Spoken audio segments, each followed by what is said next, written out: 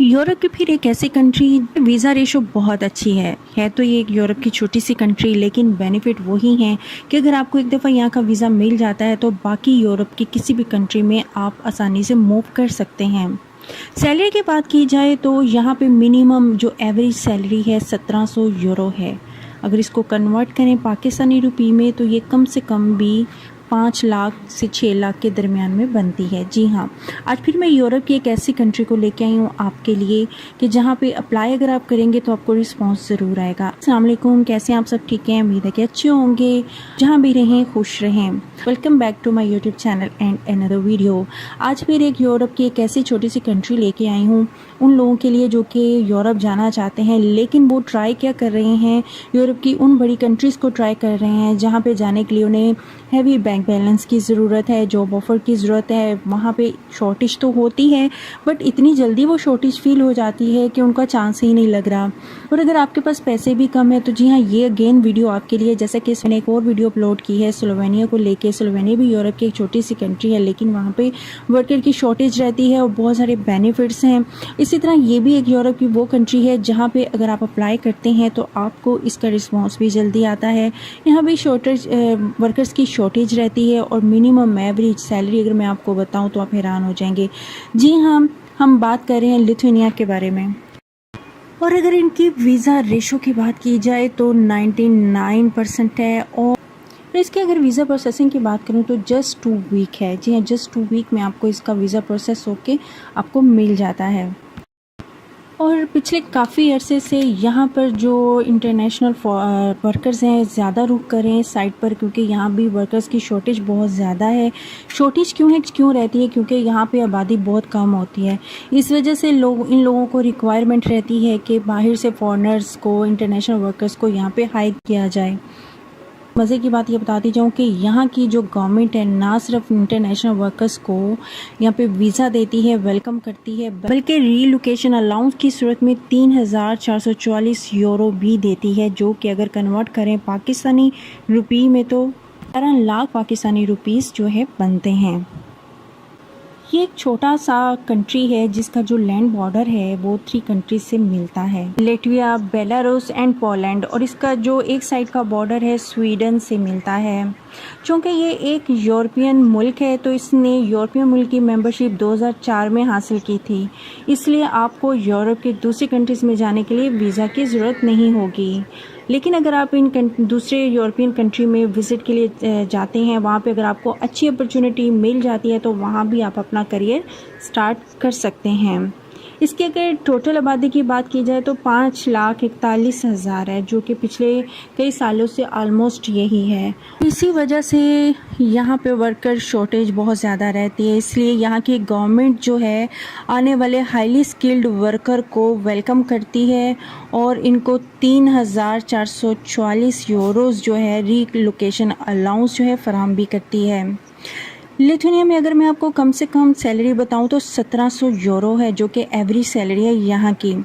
जैसा कि आप प्लम्बरिंग का काम कर रहे हैं, इलेक्ट्रिशियन का काम कर रहे हैं, पेंटिंग का काम कर रहे हैं, ड्राइवर हैं, तो कम से कम जो आपको सैलरी दी जाए पाकिस्तानी रुपये में कन्वर्ट करें तो 5,41,000 बनती है। और इसकी सबसे अच्छी बात यह है कि गवर्नमेंट की तरफ से इनको ये इंस्ट्रक्ट किया जाता है किसी भी वर्कर को इससे कम सैलरी ना दी जाए। अब हम बात करेंगे उन प्रोफेशंस की जिनकी लिथुआनिया में सबसे ज़्यादा डिमांड है। मैं कोशिश करूँगी कि आपको सम अप करके कुछ प्रोफेशंस बता दूँ और स्क्रीनशॉट भी लगा दूँ ताकि आप इसको देख लें, लेकिन जब आप वेबसाइट पे जाएंगे तो आपको नज़र आ जाएगा कि बाकी कौन से शोबे हैं। जैसे कि कंस्ट्रक्शन वर्कर है, इसमें ब्रिकलेयर्स हैं, कॉन्क्रीट फिल्टर्स हैं, कारपेंटर्स हैं, टाइल फिटर्स हैं, प्लम्बर्स हैं, शिप पाइप फिल्टर्स हैं, ड्रेन इंस्टॉलर हैं, वेल्डर्स हैं, electricians, drivers, crane operator, butchers, heating system installer हैं, केबलर हैं, मशीन ऑपरेटर्स, टेलर्स हैं और उसके अलावा कंप्यूटर साइंटिस्ट वगैरह भी हैं। ये कुछ ऐसे शोबे थे, ऐसे प्रोफेशन थे जो मैंने कुछ नोट किया तो आपको बता दिया, लेकिन आपको मैं लिंक दूंगी डिस्क्रिप्शन में, वहाँ से आप इसके बाकी भी प्रोफेशंस देख जाते हैं। लिथुआनिया में अप्लाई करने का फ़ायदा ये है कि एक तो यहाँ पे वीज़ा का रेशो बहुत अच्छा है, यानी कि 98.7%, और सेकेंडली ये कि यहाँ पे आप कहीं से भी अप्लाई कर सकते हैं, दुनिया की किसी कंट्री से भी कोई इनके लिए रिस्ट्रिक्शन नहीं है, जैसे श्रीलंका, नेपाल, यूएई से आप पाकिस्तान, बांग्लादेश, इंडिया से कहीं से भी अप्लाई कर सकते हैं।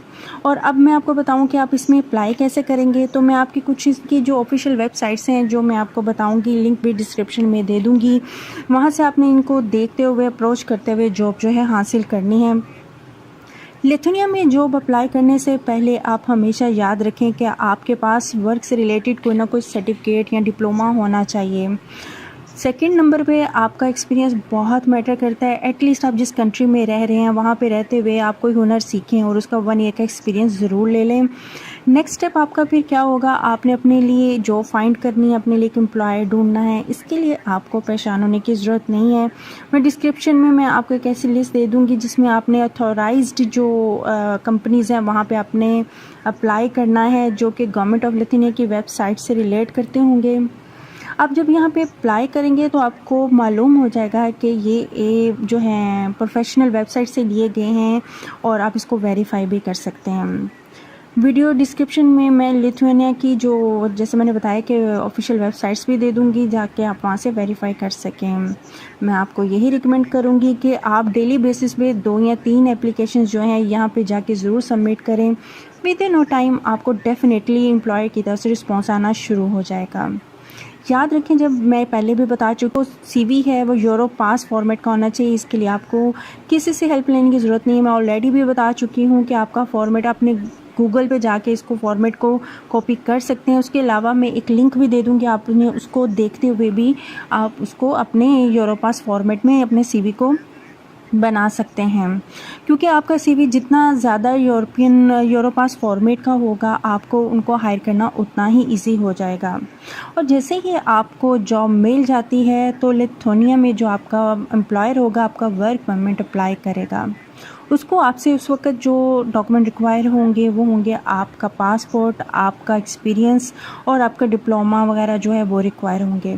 और एक दफ़ा जब आपको वर्क परमिट मिल जाएगा तो उसके बाद फिर आपको वीज़ा भी मिल जाएगा, क्योंकि जैसे ही आपको वर्क परमिट मिलता है तो आपका एम्प्लॉयर जो है इंफॉर्म कर देगा, थ्रू ईमेल आपको इंफॉर्म करेगा, और फिर आप लिथुआनिया के लिए फिर डी वीज़ा जो है वो अप्लाई करेंगे।